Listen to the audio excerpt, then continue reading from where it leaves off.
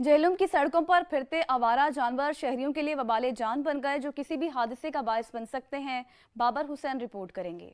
जेहलम की सड़कों, गलियों और चौक चौराहों पर फिरते ये आवारा जानवर कई दफा हादसात का सबब बन चुके हैं, मगर इन आवारा जानवरों से जेहलम के शहरियों को महफूज रखने के लिए कोई इकदाम नहीं किए जा रहे हैं। बहुत बड़ा नुकसान है जी। अरबाब इख्तियार से गुजारिश है कि इसका कोई सद्भाव किया जाए। ये हादसात का बायस बनते हैं।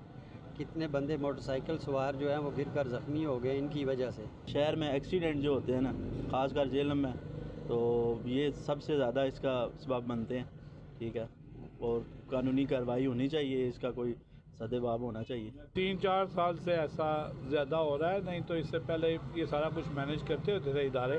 अब इदारों को इतनी अफरा तफरी का शिकार है हर इदारा कि वो इतना तवज्जो नहीं दे रहा इस चीज़ पे। आगे ये मसाइल इतने नहीं होते थे। वाज़िया कानून होने के बावजूद अहकाम बाला इन जानवरों को जेहलम के शहरियों की कीमती जानवरों से खेलने का मौका फराहम कर रहे हैं। इन आवारा जानवरों के लिए कानून मौजूद होने के बावजूद कोई सद्भाव नहीं किया जा रहा।